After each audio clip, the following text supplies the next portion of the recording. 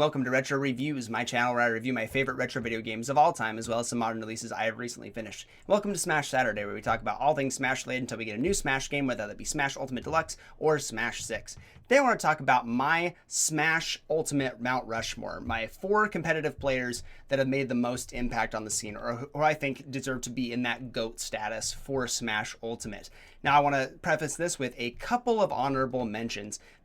Players that you might expect to be on here, but I don't think have done quite enough quite yet, at least. And that's going to be Mia, who is the best Game & Watch player in the world, taking the character to brand new heights, really showing off some crazy consistency with the character, solo maining that character, oscillating with Steve every now and again, but almost exclusively playing Game & Watch. And has shown a lot of consistency to the point where he looked like the best player in the world, even better than Aquila, and probably was for a short period of time. But he has not showed nearly as much consistency as of late, and he's not been around nearly as long. He has not shown that he can win all the time like Aquila can, so I don't want him to be on my Mount Rushmore quite yet. I think he has the potential maybe down the line, but for now I'm going to leave him off. Another player is Sonics. I think Sonics is incredible. The way that he plays a really patient gameplay means that his matches take a very long time, and he has runs that go to grand finals pretty much every tournament he's in, especially over the last few years. He kind of came to real prominence after the COVID era, and he's shown a lot of consistency being in that top cut all the time. In fact, like top 3 cut all the time.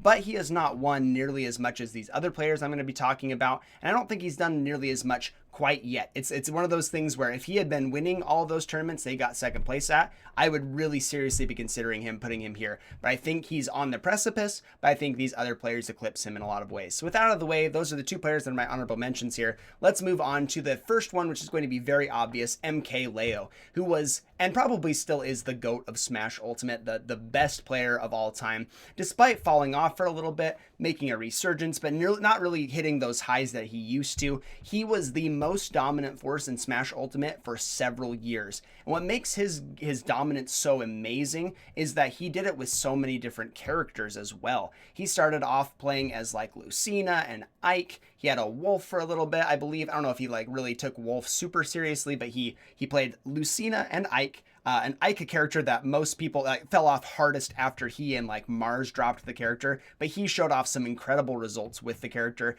switching over to Joker when Joker launched and really showing off how broken that character is. In fact, so much so that there aren't that many people that have been able to emulate what MKLeo did with Joker. I know it's been a long time since he came out, so counterplay is definitely a thing, but he was so incredibly dominant with the character, and no one else could even touch him. Even Tweak tried to pick up the character to show how broken the character was, and wasn't able to reach anywhere near close to the same heights as MKLeo was.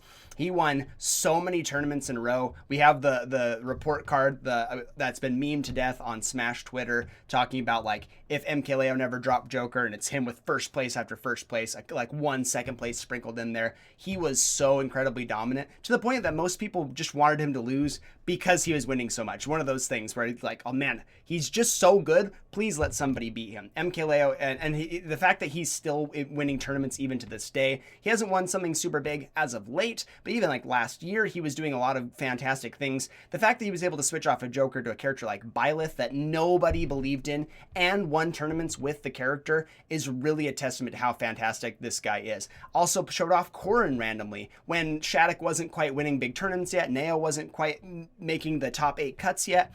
MKLeo just busts out Corrin randomly and wins against players like Spargo or like Sonics.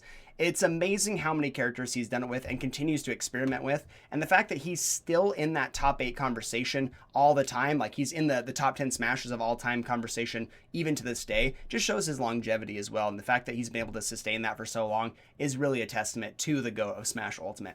My next one's going to be my favorite player personally, is going to be Tweak. I think Tweak is another one of those people that has established himself as like so like good across the board from every era of Smash Ultimate. Even better than MKLeo in some regards. He wasn't nearly as good as him back in the day, but he was definitely always in that conversation of top 2, top 3 in the world. He was always chasing Leo. He was really close behind with characters like Wario with his wolf, switching over to PT and finding wild success of that character, just about winning Evo Grand Finals, but we know that MK Leo busted out game for Leo and ended up reversing that game, reverse restocking and everything. But Tweak showed an incredible consistency with so many different characters. He won lots of tournaments with Wario. He won with Wolf. He won with Pokemon Trainer, like I mentioned before. Switching between these characters that operate so differently from each other is a really huge skill. But obviously the most incredible thing is when he switched to Diddy Kong through the quarantine era and really like dove into this character. Even more so than Byleth, Diddy Kong was a character that pretty much nobody believed in.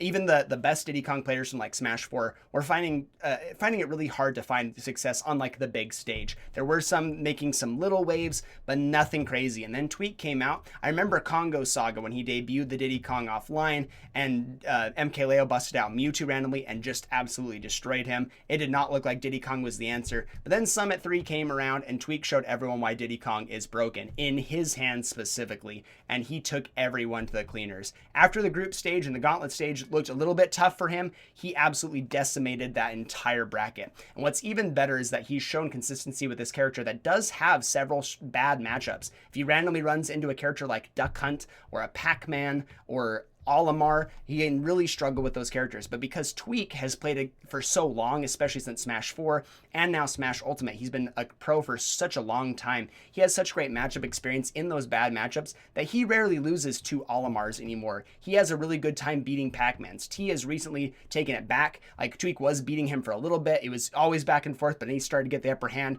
T finally has started to bring the record back in his favor, but Tweak is showing incredible consistency with a character that does struggle against characters like Steve, even against Game & Watch, who we thought before probably was a winning matchup for Diddy. He's still beating these players and these characters. He recently beat Syrup multiple times. He's beaten Mia now.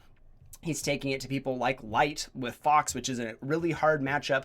Tweak has just shown that he is willing to tough it out. He had showed off the Sephiroth for a while and was showing some really cool things with that character too, which is incredibly impressive because I think Sephiroth is a pretty bad character, but in someone's hands like Tweak, it's really fantastic to see. But the fact that he grinded out Diddy and said, I'm going to stick Diddy pretty much exclusively is really, really cool.